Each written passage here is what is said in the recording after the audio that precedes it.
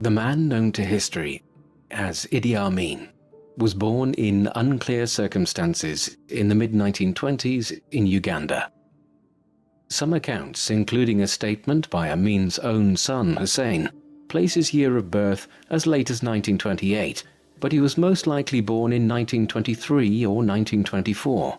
His place of birth is also disputed, but the suggestion that he was born in the capital of the country, Kampala, is probably spurious, and Amin was more likely born at Koboko in the Muslim-dominated northwestern part of the country, near the border of what is now South Sudan. His father's background is similarly unclear. Andreas Niabire was a member of the Kakwa people according to some accounts, and he converted to Islam from Roman Catholicism in the early 20th century, and then changed his name to Amin Dada. However, other sources suggest he was ethnic Nubian, and that he may have been raised as a Muslim. If so, his family probably came from Sudan originally and had been among Sudanese communities which had been brought south by Emin Pasha, a late 19th century governor of the Ottoman province of Equatoria, who had ventured as far south as Uganda in the 1880s. Amin's mother was Asa Ate, whose descent is also disputed. She may have been an ethnic Kakwa or Lugbara, different peoples living in what is now northern Uganda. What little we know of Idi's childhood indicates that his father abandoned him and his mother when he was young, and he was raised by her alone. He attended an Islamic school at Bombo in the early 1940s while the Second World War was raging to the north and east in Italian East Africa and the Maghreb. Any assessment of Amin's life must start by exploring the history of Uganda under colonial rule. Like many other parts of sub-Saharan Africa, Uganda was a country which had been contrived more from the imaginations of its colonial rulers than one which had an ethnic or religious coherence to it. The region which the country covers today was inhabited by different peoples in the pre-colonial period, the largest being the Ugandans, who ruled a large swathe of the country in the south of modern-day Uganda, including the region around the capital of Kampala. However, the area also contained many Nilotic peoples in the north and east, such as the Kakwa and Lugbara, and in the northwest there was a substantial Sudanese population. Pockets of Kuliak people also inhabit the regions which today lie along the border between eastern Uganda and western Kenya. And to compound matters, the people of the country were also divided along religious lines, with a large Muslim population in the north where Islam had spread south from Egypt and Sudan, while elsewhere others followed the Ugandan native religions. A great many had also accepted faiths such as Roman Catholicism or Protestantism. This was the patchwork of competing ethnicities and religions out of which modern-day Uganda emerged. The Kingdom of Buganda covered much of the country when the British began to encroach here in the late 19th century. The Ugandan Protectorate was established in 1894 as part of the ambitions of some British imperialists in Africa to obtain control of a continuous stretch of territory on the continent running from Cairo in Egypt to Cape Town in South Africa. Under British rule, some of the internal divisions of the country were exacerbated when the colonial regime favoured elements amongst the Ugandans which had adopted Protestantism and used them as a proxy to govern the country and overrule the Muslim elements in the north. Colonial rule was exploitative, but also brought benefits in the shape of the beginnings of a modern infrastructure and economy, notably in the production of cash crops such as sugar and cotton, whilst literacy levels also increased considerably in the first half of the 20th century.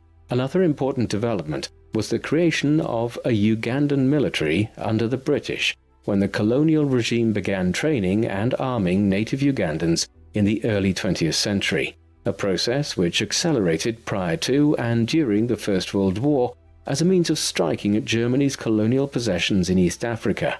One of these native units was the King's African Rifles, through service in which Amin would emerge as a force in Uganda in the 1960s. In 1946, when he was probably about 22 or 23 years of age, Idi Amin enlisted in the King's African Rifles, or the KAR, in Uganda. later claims that he had joined the British Army during the Second World War and had fought on the Burma front against the Japanese were fabrications largely created by Amin himself. He rose quickly in the KAR. He was popular among the British officers and made a strong impression with his athletic abilities and his work as a soldier.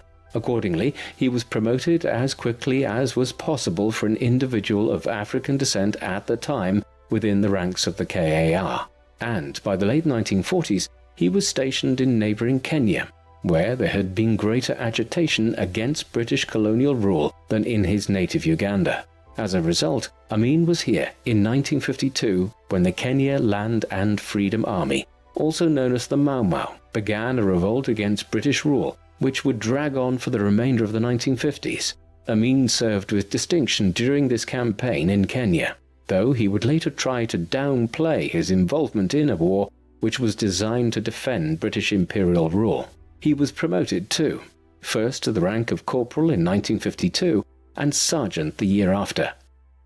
Throughout the 1950s, Amin continued to meet with some success.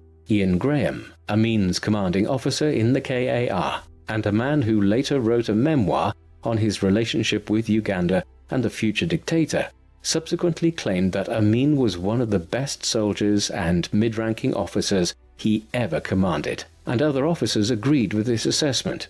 It was also during these years that he was sent to Europe for additional military training and found himself stationed in Stirling in Scotland for some time. This was the beginning of an affinity for the country which, as we will see, led to Amin toying with the notion that he could become King of Scotland in later years. Having returned to Africa, he was given the title of Effendi, or Afande in Swahili, in the KAR in 1959.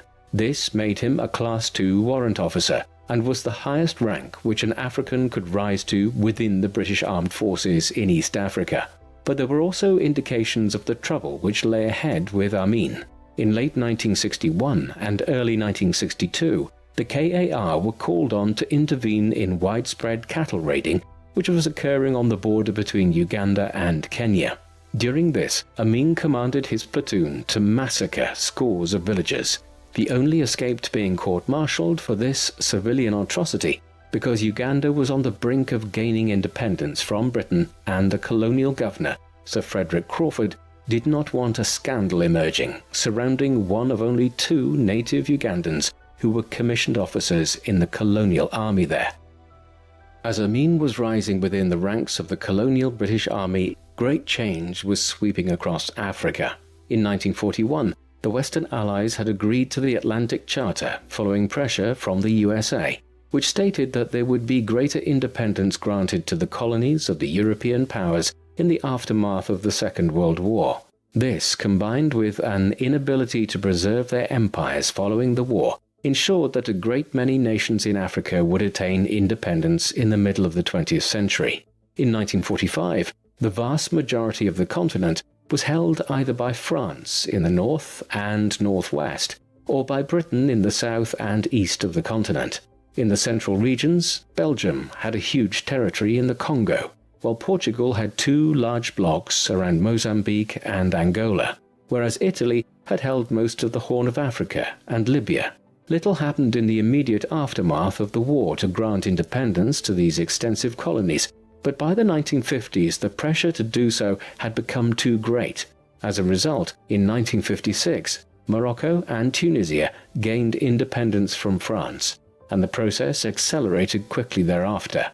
1960 in particular saw Cameroon, Senegal, Togo, Mali, Benin, Niger, the Ivory Coast, Burkina Faso, Chad, and Madagascar all gained their independence from France at roughly the same time that Belgium relinquished control of its colonies and created the countries of the Congo, Burundi, and Rwanda. Britain had relinquished control of Ghana in 1957 and followed with Nigeria in 1961. The process of decolonization in East Africa occurred a few years later than in parts of Northwest Africa. The manner in which it came about in Uganda and adjoining regions also differed considerably from other countries further to the northwest. In many of these other countries, political groups had emerged of pro-independence indigenous peoples who had often been educated in London or Paris and then returned to their homelands determined to achieve self-rule. In Uganda there were some calls for independence, but little by way of a coherent political movement or political parties to speak of by the late 1950s. Accordingly, there was not a mature political environment into which power could devolve when independence was finally declared on the 9th of October 1962, and the Republic of Uganda came into existence. Nevertheless, three major political parties quickly emerged: the Democratic Party, representing the Catholic population; the Ugandan People's Congress, largely representing the Nilotic people of the north of the country; and the Kabaka Yeka, a Ugandan nationalist party. In its first post-independence elections in 1962, the People's Congress and Kabaka Yeka united to exclude the Democratic Party from power, and Milton Abote, the UPC leader, became Uganda's first Prime Minister. Abote would dominate Ugandan politics during the 1960s thereafter, but his period in office was dogged by many of the same problems which had affected other African nations in the post-independence period, namely the problem of uniting a country which was an artificial construct of the British and had many different ethnic peoples and religions within it. As such, the mid-1960s saw a battle between some who wished for a decentralized federal state where the Ugandans and the Nilotic people and other groups would largely govern themselves in their own provinces, and those who wished for a powerful centralized Ugandan state governed from the capital of Kampala. This conflict climaxed in February 1966, when Abote suspended the constitution and assumed extensive powers which amounted to little more than a dictatorship. But this was not exactly an uncommon occurrence in post-independence Africa. All across the continent, strongmen were seizing power in the 1960s, with vicious dictators such as Joseph Mobutu in the Congo, Jean Bokassa in the Central African Republic, Francisco Machas Nguema in Equatorial Guinea, and Abubakar Sangule Lamizana in what was then the Republic of Upper Volta, but which we know today as Burkina Faso. Thus, Uganda was following this depressing trend when Abote seized power in 1966. For Amin, Abote's consolidation of his hold on the country was beneficial. Already in the early years of independence, he had continued to rise within the Ugandan armed forces. He was made a captain at independence in 1962, then a major in 1963, and deputy commander of the Ugandan military in 1964. Finally, in 1965, when he was still only 40, Amin was made one of the commanders of the army. In 1970, he reached the peak of the Ugandan military and was made overall commander of the armed forces of Uganda. Much of this meteoric ascent throughout the 1960s was secured on the back of his complicity in Abote's corrupt dealings in Uganda. With the rise of the dictators across much of Africa during the period had come the emergence of kleptocratic states, where the dictators and their followers effectively asset-stripped the resources of their countries to become immensely wealthy themselves. In the mid-1960s, Amin was aiding Abote in a gold and ivory smuggling operation between the Congo and Uganda. Some of this activity was intended to facilitate the arming of separatists and rebels within the Congo, but much of the proceeds were also purloined into the pockets of Abote, Amin and their accomplices. Discovery of Abote and Amin's smuggling activities in 1966 was central to Abote's decision to seize absolute power in Uganda that same year. Discover the past with exclusive military history documentaries and ad-free podcasts presented by world-renowned historians, all on History Hit. Watch them on your smart TV or on the go with your mobile device. Download the app now to watch everything, from the gripping story of the Band of Brothers to Operation Barbarossa and D-Day. Immerse yourself in the dramatic stories of this remarkable era by signing up via the link in the description. By the late 1960s then, Idi Amin was one of the most powerful individuals in Uganda. Abote's regime became increasingly oppressive as it went on, particularly so following an attempted assassination of the dictator in 1969, one which failed, but which saw a further crackdown on any political or military dissent across the country, and as Abote's enforcer, Amin was central to these measures. However, despite his close associations with Abote, it now seems clear that Amin was conspiring throughout the late 1960s to seize power himself, or at least to consolidate his hold over the military. In particular, he was hiring extensive numbers of troops from the Kakwa and Nubi areas of northern Uganda bordering on Sudan. These were his own ethnic people and fellow Muslims. By filling the Ugandan military with soldiers and officers drawn from this area, Amin was consolidating his control of the army in advance of a possible seizure of power. Moreover, Amin was probably courting the support of Britain and Israel for such a move.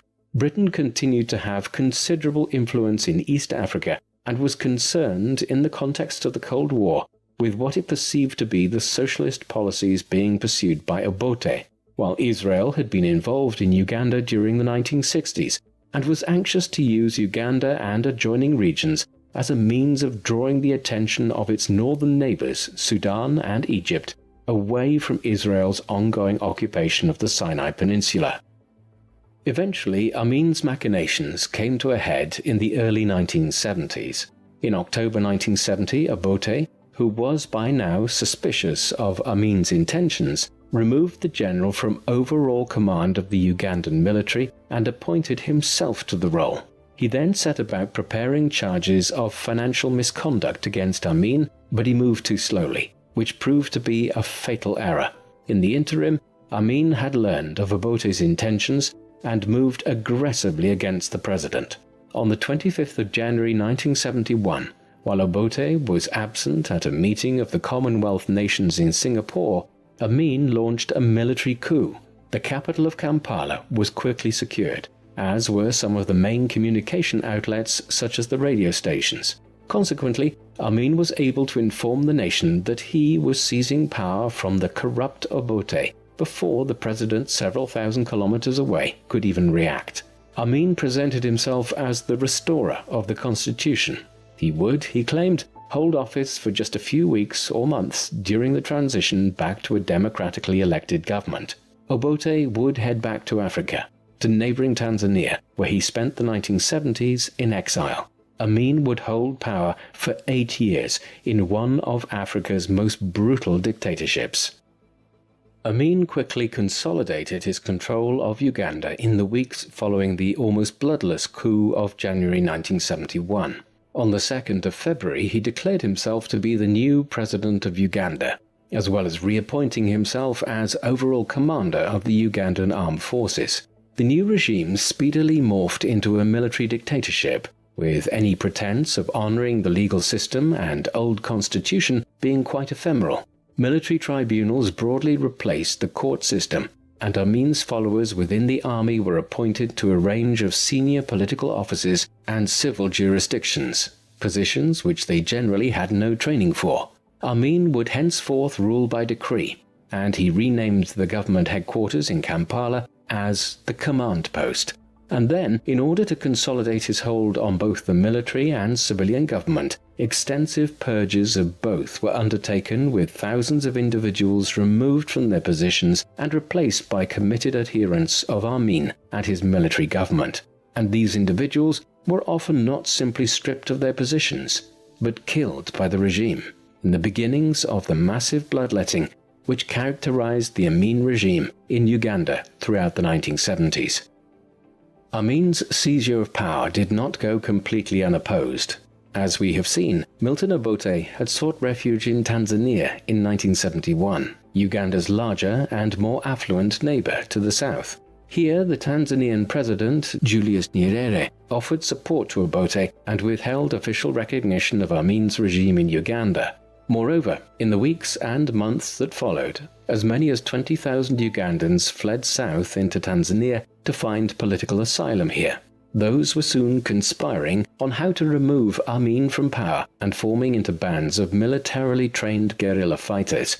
These forces included a young Yoweri Museveni, who would play a major role in Uganda's subsequent politics. Finally, in September 1972, elements amongst these Ugandan exiles moved into action. A strike force of some 1,500 fighters crossed over the northern border into Uganda with the goal of initiating a coup, similar to Amin's the previous year. Entebbe airport outside Kampala would be seized. Then the capital would be secured along with the main radio stations, so that news of the coup could be broadcast to the nation. These plans, however, never came to fruition. The invasion was a fiasco and was quickly suppressed by Amin, who had advanced knowledge of it. Hundreds of the invaders were killed, and it was over within days. But it is a significant indicator of the role which Tanzania would play in future events. In its early years, Amin's regime was greeted with open arms by the international community. The British and the Israelis had supported the coup in 1971 and moved quickly to recognize Amin's regime as soon as he seized power, believing that the former KAR officer would be easier to deal with than Abote had been.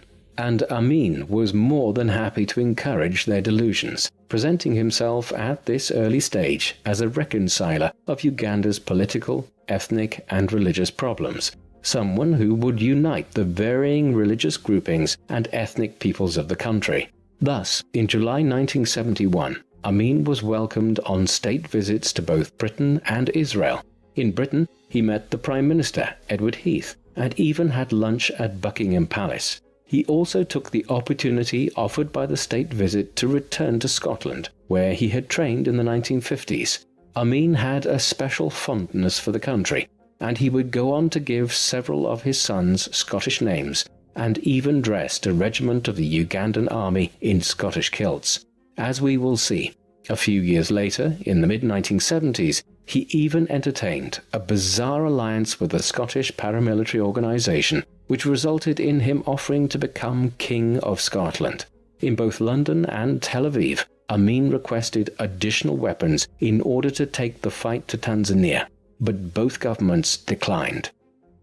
Curiously, neither the government in Britain nor in Israel seemed to have gained the measure of the individual they were actually dealing with when Amin visited their respective capitals in the summer of 1971, but they soon came to have suspicions about his true nature, and this quickly gave way to regret.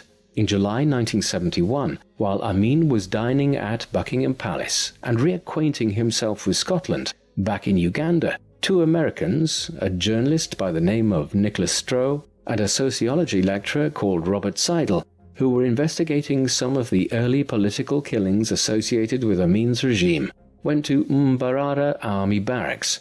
They had been warned not to go there, but ignored these warnings, a decision that would prove fatal. Both men were murdered at the barracks. The American reaction was swift, and an investigation to which an American legal official named David Jeffries Jones was attached was launched.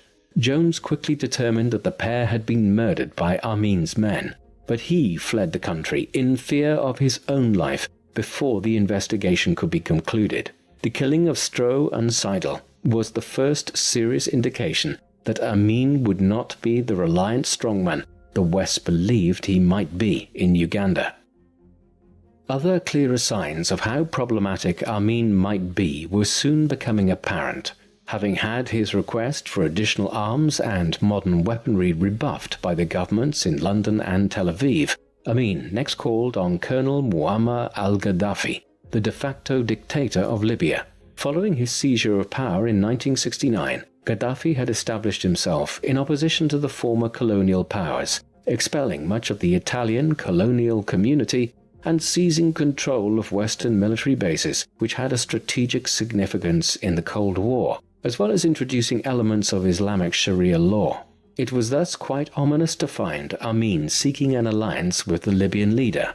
And when he visited Libya, Amin presented a fantastical view of his own country and of himself in order to acquire military support from Gaddafi. For instance, Amin depicted himself as a committed Muslim and appears to have convinced Gaddafi that as much as 70% of Uganda's people were Muslims, whereas the true number was in the range of about 6%, mostly found in the northwest of the country bordering Sudan. But Gaddafi was sold on Amin's claims, and the Ugandan brought his country into the Organization of Islamic States and promised to place limits on the religious freedoms of Christians back in Uganda in return for Gaddafi's weapons. Back in Uganda in 1972, the violence being unleashed by the Amin regime increased.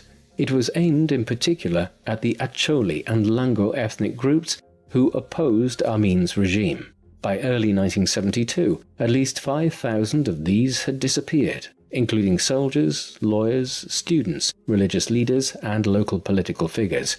Often bodies were found floating in the River Nile. At this stage, though, the international media was broadly unaware of what was occurring. One incident, however, gained widespread attention, and that was in January 1972 at Mutakula, near the Tanzanian border. But this had only been extensively reported because it had spilled over into Tanzania itself. Nevertheless, while the Western media and other countries' foreign services were quite ignorant of what was occurring in Uganda at this time, the bloodletting was ever increasing. Figures for the death toll and the number of displaced during Amin's dictatorship are notoriously difficult to determine with accuracy, but already by the summer of 1972, there were tens of thousands who had either been killed or forced to flee into exile in Tanzania or elsewhere, while religious and political persecution was growing steadily. It would only get worse in the years that followed.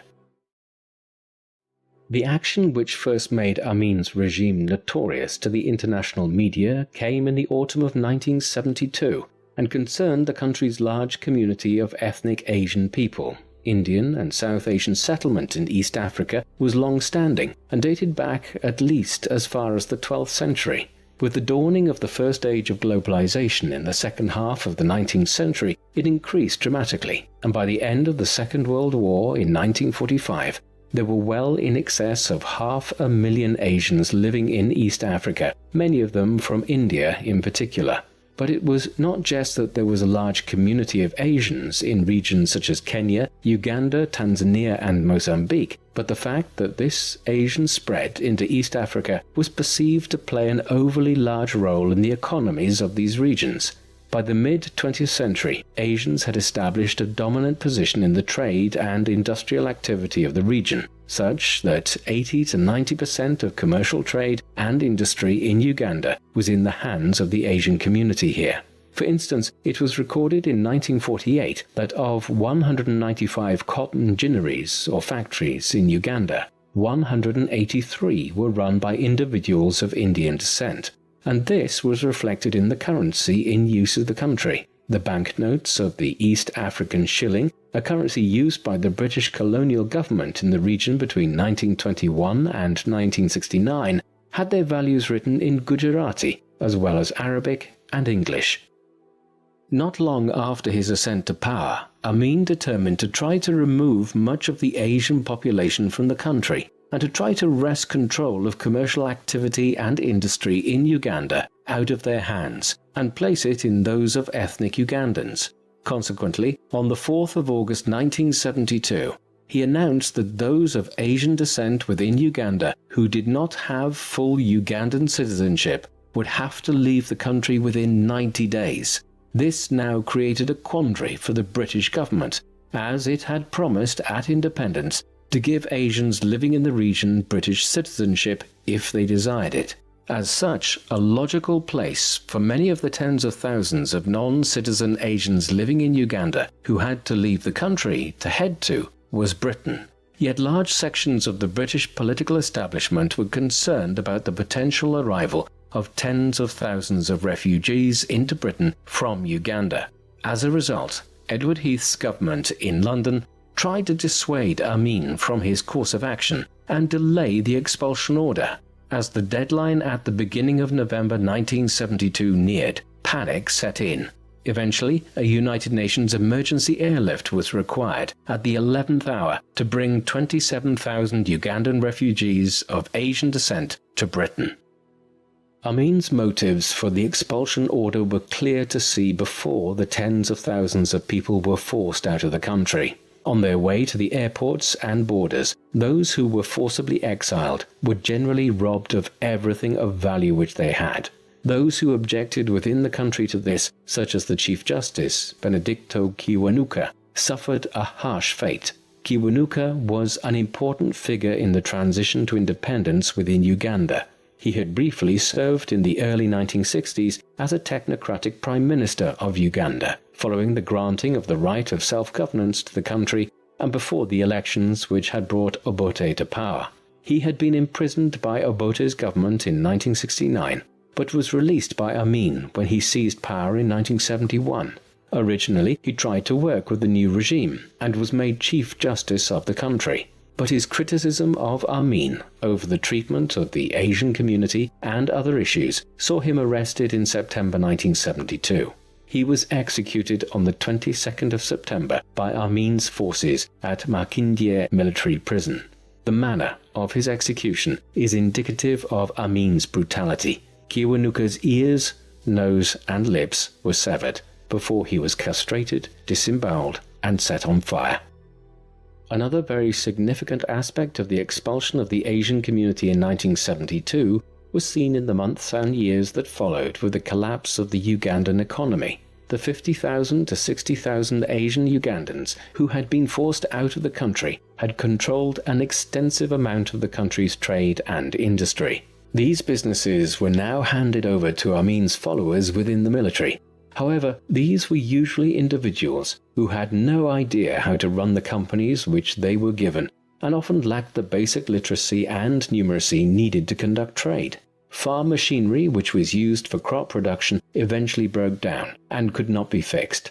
Cotton gins which jammed or stopped working never re-entered use. And perhaps the most ironic sign of the total mismanagement of the economy was seen in the collapse of cement factories at Tororo and Fort Portal. As a result, the Ugandan economy went into a tailspin in the mid-1970s. Shortages of all kinds of goods which had been either produced or imported by these businesses followed, and with it prices increased. Inflation grew steadily, and by 1975 and 1976, the Ugandan economy was effectively collapsing under Amin's rule. The years following the expulsion of Uganda's Asian community saw Amin striking an increasingly confrontational pose on the international stage. By the end of 1972, most Britons had left the country, and early in 1974, Amin succeeded in alienating London by expelling 14 members of the British High Commission who had been installed as a kind of post-colonial oversight committee in Kampala following the granting of independence in 1962. Despite this, and increasing sanctions directed against Amin's regime by Western countries, there was also a very strange situation in which planes were regularly flying out of Stansted Airport in London, carrying cargoes of luxury European goods for Amin and other senior members of his regime. The so-called Whiskey Run operated outside of any trade sanctions which were meant to apply to Amin and his followers. And this was occurring at the same time that Amin was increasingly turning to Libya and the Soviet Union for assistance, while also denouncing continued Western support for the apartheid regime in South Africa and denouncing his other former ally, Israel, as a result of its involvement in the Arab-Israeli War of 1973. This diplomatic schism with the West came to a head in 1975 when Amin's regime hosted the summit of the Organization of African Unity in Kampala, with Amin serving as the summit's chairman. Here he essentially press-ganged several Britons into carrying him into a reception at the summit, while he publicly embarrassed the British Foreign Secretary James Callaghan, who had come to the summit specifically to intercede with Amin to release the British author Dennis Hills, who, in a recent book called The White Pumpkin, had referred to Amin as a village tyrant. Callaghan left believing all hope of cooperation with Amin was over, but Hills, who had been sentenced to death prior to Callaghan's intervention, was spared by the Ugandan government. Meanwhile, Amin continued to tie himself ever closer to the Soviet Union. By the end of 1975, the regime had received tens of millions of dollars in economic aid and military assistance from Moscow, while Amin had also dispatched several thousand Ugandan troops to Eastern Europe to receive modern military training. And for its part, the Soviet government was interested in courting Amin as a way of geographically offsetting British influence in Kenya and the perceived Chinese involvement in Tanzania. It was in the mid-1970s as well that Amin developed a connection with a paramilitary organisation back in Scotland that has become the subject of books and even a film in recent years. At this time, the nascent Scottish National Liberation Army, a fringe paramilitary group in Scotland which had begun a low-level terrorist campaign in their home country involving posting letter bombs, contacted Amin, having clearly heard of his fondness for the country. Amin indicated some sympathy for their desire to acquire independence from Britain, even offering to become King of Scotland should they need him to step in and perform the role, a proposal which would make him the first ruler of Scotland independent of Britain in nearly 400 years. This bizarre suggestion, while an interesting indicator of Amin's increasingly unhinged state of mind, was simply a footnote to his tenure as Ugandan dictator, despite its subsequent notoriety as a result of a book and film starring Forrest Whitaker and James McAvoy. As all of this was happening on the international stage in the mid-1970s, the regime continued its brutal ways at home. Amin and his followers were openly favouring some religious and ethnic groups within Uganda and persecuting others. The dictator's own ethnic groups, the Kakwas and Nubis of the northern regions, were favoured, while the Bagandans, the predominant ethnic group in the south near Lake Victoria and around Kampala, were also courted. Similarly, the small Muslim minority were shown great preference as they shared a religion with Amin. By the second half of the 1970s, for example, Muslims occupied over 80% of the top positions within the military and government, despite making up just about 6% of the population. However, the state continued to effectively persecute some of the other religious groups and ethnic groups, most notably the Acholi and Langi of the northeastern and eastern parts of the country. Throughout the mid-1970s, tens of thousands of people from these groupings continued to be killed, demoted, attacked, imprisoned, or displaced from their lands and homes. And to achieve this level of oppression, Amin continued to expand the already sizable Ugandan army, making it effectively into a military aristocracy of his supporters who ruled the country.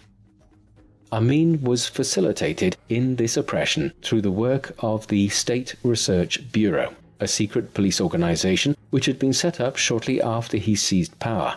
Its work, though, is largely associated with Robert or Bob Astles from the mid-1970s onwards.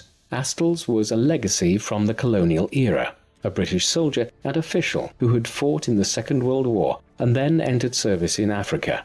He eventually ended up in Uganda in 1949, and after spending the next 13 years there, he decided to remain after independence and worked for Abote's government. Although he was briefly imprisoned following Amin's seizure of power in 1971, he eventually wormed his way into the dictator's good graces and was appointed as head of the State Research Bureau in the mid-1970s. Under Astles, the Bureau was charged with uncovering plots against Amin and the regime and was responsible for the disappearance of thousands of individuals who were suspected of various crimes. It was not an uncommon sight in the streets of Kampala and other Ugandan cities throughout these years to see individuals forced into the trunks of cars and driven off, often never to be seen again. Amin seems to have trusted Astles as he became increasingly deranged and paranoid in the mid-1970s, as one of the few individuals whom he knew wasn't trying to overthrow him. Amin's own behaviour and lifestyle was changing in the 1970s as he became increasingly unpredictable. The dictator was a polygamist who married at least 6 women in the 1960s and 1970s. He divorced 3 of these in 1974, 2 of whom died under mysterious circumstances in the months that followed. Then he married a 19-year-old go-go dancer called Sarah Kiolaba in a vast £2 million wedding in the summer of 1975, at which the Palestinian leader Yasser Arafat acted as his best man. In total, he sired as many as 50 children, and perhaps many more through numerous concubines. Many of these were variously raised at palaces and luxury houses, which Amin increasingly acquired across the country. Meanwhile, Amin, who had been athletic and a keen sportsman in his younger years, grew larger in size as he settled into his 50s. he was rabidly paranoid about conspiracies being launched against him, a not unjustifiable concern for an individual in his position. But this would often extend into bouts of sheer lunacy. Bob Astles later described being wrung by members of the government who believed he acted as a moderating influence on Amin when he was, quote, out of control. An issue which seems to have become a major factor affecting his personality and his actions as ruler of Uganda was that he had contracted syphilis in his younger years, and by the 1970s may have been suffering from partial dementia resulting from tertiary syphilis. This would perhaps explain some of the more bizarre behavior and the accusation of cannibalism which attached themselves to him towards the latter end of his dictatorship. In the late 1970s, an Israeli doctor who had served in Uganda sometime earlier had openly stated, "It's no secret that Amin is suffering from the advanced stages of syphilis, which has caused brain damage." Perhaps this also accounts for a telegram which Amin sent to Kurt Waldheim, the Secretary General of the United Nations at the time, praising the actions of the Nazi dictator of Germany Adolf Hitler, and seeming to suggest that the Holocaust had been carried out by setting people on fire with gas. Word of the message got out quickly to world leaders, and it was increasingly clear after this that Africa was dealing with a partial madman. Meanwhile, the praise Amin heaped on German actions in the Second World War damaged his relations with the Soviet Union, one of his last remaining backers economically and militarily. This was all compounded in 1976 in one of the most infamous incidents associated with Amin and his regime. On the 27th of June that summer, an Air France plane was hijacked on its way from Tel Aviv to Paris via Athens.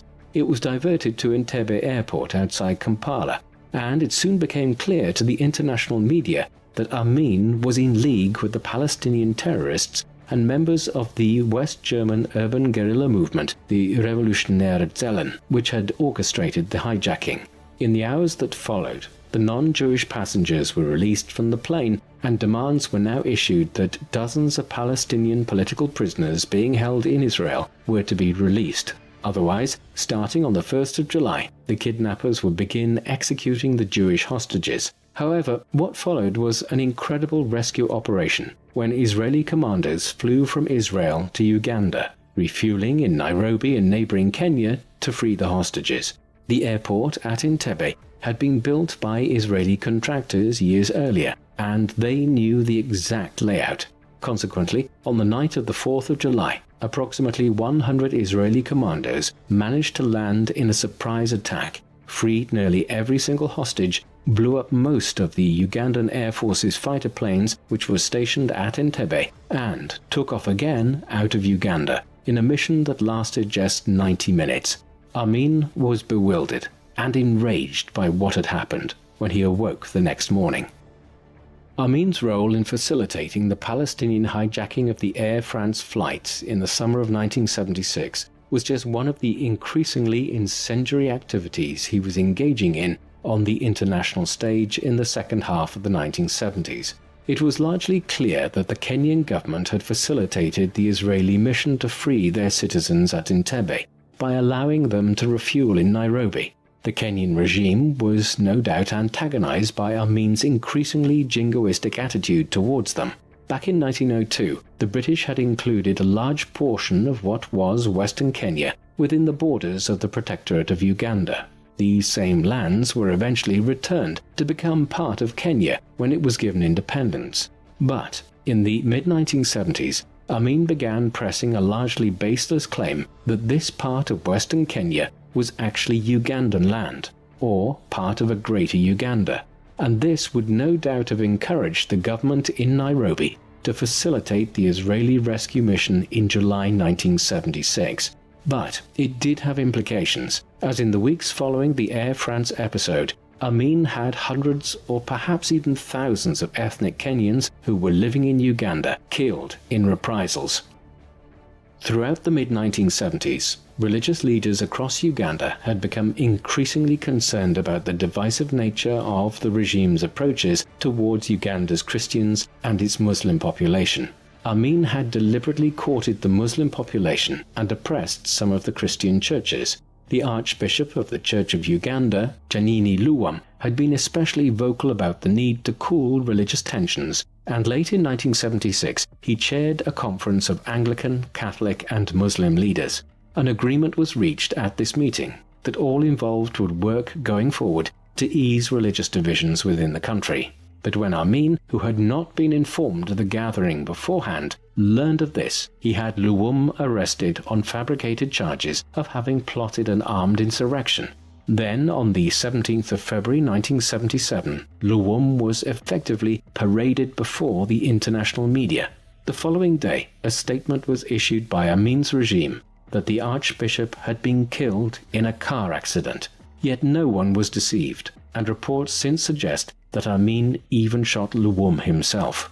The Archbishop was subsequently acclaimed as a martyr, and a further sign of how unstable Amin was and how isolated his regime had become followed when he was not invited to a meeting of the heads of the Commonwealth states shortly afterwards. Luwum and the other religious leaders' actions were indicative of the manner in which senior figures in Uganda were increasingly opposing Amin's regime. This extended into the ranks of his government. Already in 1975, Emmanuel Blayo Wakwewa, Amin's finance minister, had defected to Britain whilst on a visit to London. But more damaging still was the defection of the health minister Henry Kiemba in 1977. Kiemba quickly authored an account of the Amin regime from the inside and published it as A State of Blood, a blistering indictment of Amin's brutality and bloodletting. However, while the international community's disdain for Amin and his regime severely hampered Amin's ability to govern Uganda, it would not remove him from power. As long as Amin retained a tight control over the military and government within the country itself, he was secure in his position. But this was increasingly not the case. By late 1977, a split had developed within the Ugandan military between those who remained steadfastly loyal to Amin and those who favoured the Vice President, General Mustafa Adrisi, over the madman that Amin seemed to now be. It was in awareness of Adrisi's growing strength and in an effort to shore up his own authority that Amin would enter in 1978 into a fatal conflict that would bring about the end of his regime. For years, relations between Amin's Uganda and Tanzania to the south had been strained, even hostile at times. It was here that Milton Abote had established himself in exile in 1971, and from here that the abortive invasion of Uganda was launched by some of his supporters in the autumn of 1972. And now, at the end of the 1970s, it became the source of Amin's final overthrow. In the late autumn of 1978, troops loyal to Adrisi had mutinied in southern Uganda near the Tanzanian border.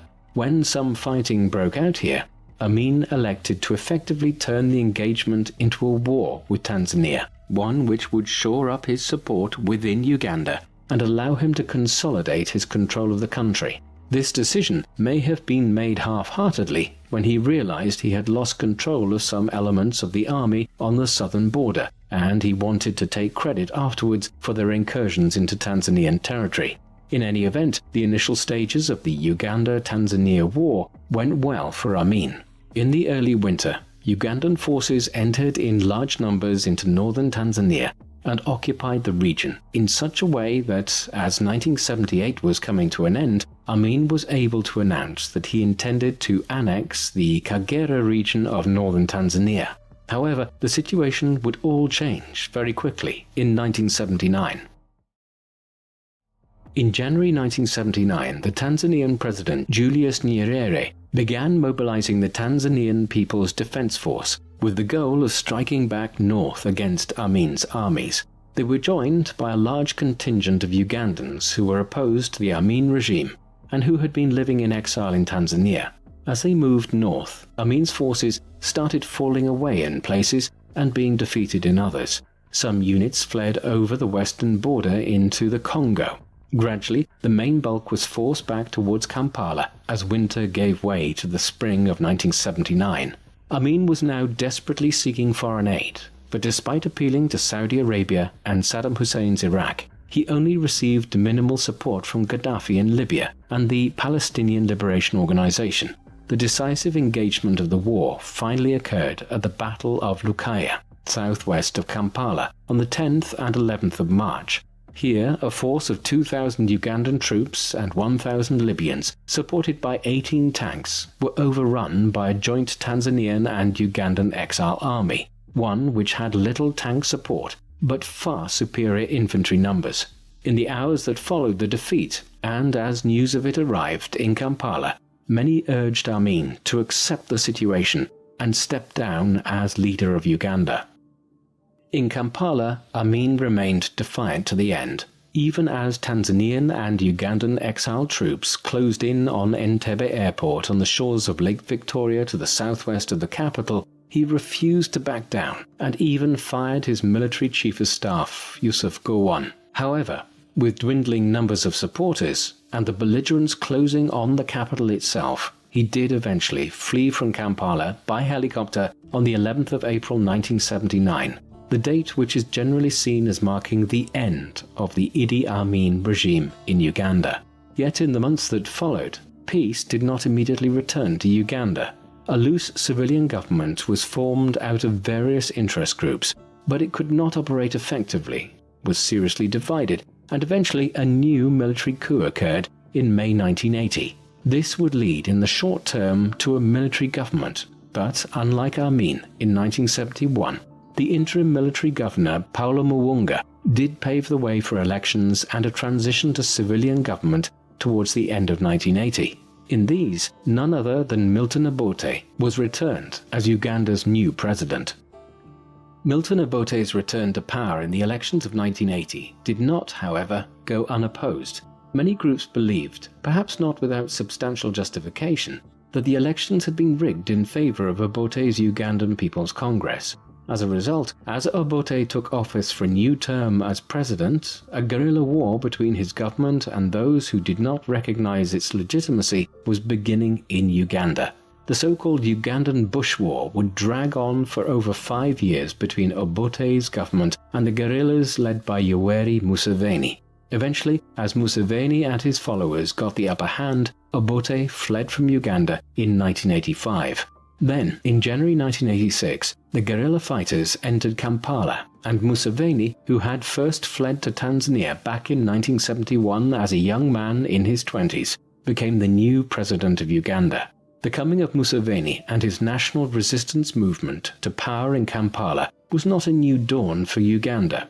Museveni has never left office and is one of the world's longest-serving heads of state, having recently been re-elected in January 2021. And Ugandan politics has been dogged ever since by human rights abuses and persecution of minorities.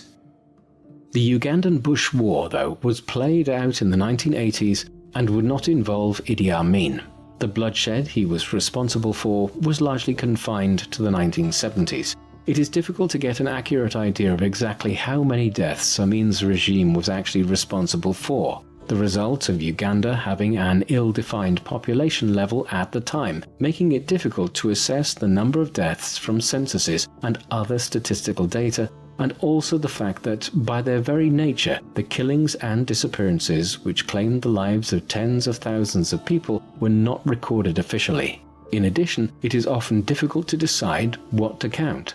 Many thousands died in Uganda, for instance, during these years, not as a result of a government directive, but indirectly as a result of Amin's creation of a military state in which senior members of the army could murder people with impunity. Equally, the mishandling of the economy added to the death toll, but again in indirect ways. However, these limitations aside, it is generally accepted today, based on claims made by Amnesty International, that Amin's regime killed at least 300,000 people between 1971 and 1979, though some evidence from census records suggest a population decline of somewhere between 420,000 and 800,000. While a precise figure may not be possible, what is undoubted is that Amin's regime created immense hardship for the people of Uganda throughout the 1970s, and it was one of the most brutal dictatorships the continent saw during the period. Following the flight from Kampala, Amin did not immediately leave Uganda. For a few weeks, he was at large in the east of the country and even attempted to set up an opposition government with its capital in the city of Jinja on Lake Victoria. He quickly faced up to the reality, though, and left the country entirely, heading first to Libya, where his old ally Gaddafi gave him temporary refuge. However, in 1980, he headed further east and settled in Jeddah, in Saudi Arabia, where he was given official sanctuary by the government. Shortly after his arrival there, he gave his first post-rule interview, in which he defended his reign as ruler of Uganda and claimed that many in his homeland wished for him to be restored to power. Despite such assertions, Amin would never return to power or play a further major role in political life, though he attempted to return to Uganda in 1989, when he flew to Zaire, where a major war had broken out with implications for several neighboring countries, including Uganda. Here, Amin had hoped to use the disorder as a means of building up a support base for his return to Uganda, which had been plunged into fresh disorder itself in the late 1980s. It was an abortive mission, and within months Amin was back in Saudi Arabia, where a reluctant Saudi government had been coerced by the United States and others into accepting Amin back again. Amin lived out the remainder of his life in Saudi Arabia without trying to intervene again in Uganda. He was also firmly warned not to give television interviews or speak to the press, and he stayed relatively close to his villa in Jeddah. His later years involved a cycle of sports events, gym sessions, and massage parlors, while he was often seen taking his Range Rover or Chevrolet Caprice out for shopping trips and visits to the airport, where Amin regularly had to clear parcels of goods from Uganda through customs. The airplanes full of luxury goods on the whiskey runs from Stansted Airport to Kampala in the 1970s had been succeeded by parcels of cassava and other East African foods arriving into Jeddah in the 1990s. Curiously, there were only limited calls for Amin to be tried in any international court for his war crimes during these years. Finally, in the summer of 2003, when he was either 80 years of age or very near it, his family reported that the former dictator was in a coma in a Jeddah hospital brought about by kidney failure. A request by his family for him to be allowed to return to Uganda to die met with the response that he would be prosecuted if he set foot in Uganda. Thus it was that when Amin's life support was switched off on the 16th of August 2003, he died in Jeddah and was buried in a largely nondescript grave in the Saudi Arabian capital. There is no doubting that Idi Amin was a brutal dictator. His regime introduced extensive political oppression right from its very inception and exacerbated religious and ethnic divisions within Uganda as a way of dividing its people and ruling over them, rather than trying to unite the various groupings of Ugandan society together to make a strong Uganda in the post-independence period.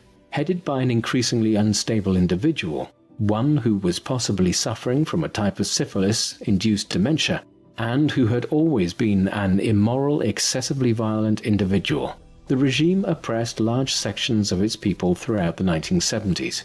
It is unclear exactly how many deaths the regime was directly responsible for, but a cautious estimate would suggest at least 300,000 people, while abject mishandling of the economy further impoverished millions more. Then, as his administration grew increasingly unpopular, even amongst the groupings Amin had tried to explicitly cultivate as his allies, the dictator turned to trying to initiate regional wars with Uganda's neighbors in order to shore up his support back home. This policy backfired, though, and war with Tanzania in 1978 quickly led to Amin being deposed and exiled the following year, bringing to an end the 8-year reign of one of Africa's more brutal dictators. Yet Amin's ascent to power and the manner in which it occurred also serves as a striking reminder of the failures of the decolonization of Africa in the 1950s and 1960s. Amin was trained by the British and rose to power within the King's African Rifles. While he was responsible for a major atrocity of civilians in Uganda on the eve of the country's independence, it was decided to forego court-martialing him and brush the event under the carpet because it was not deemed politically shrewd to prosecute him at the time. His regime could perhaps have been avoided if he had been. Later, the British and Israeli governments supported him in seizing power from Milton Abote in 1971, owing to their own geopolitical interests.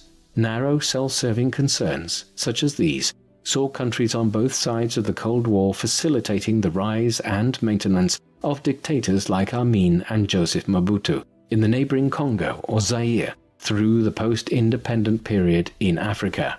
And yet, those who facilitated Amin's rise in 1971 cannot have known what would ensue.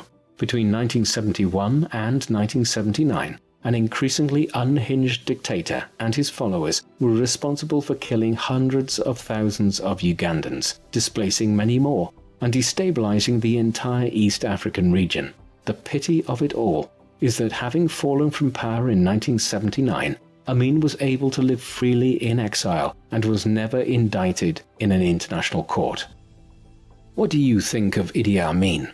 Was he perhaps the most vicious of the continent's dictators in the age of oppressive regimes, which followed independence in the 1960s and 1970s? Please let us know in the comment section. And in the meantime, thank you very much for watching.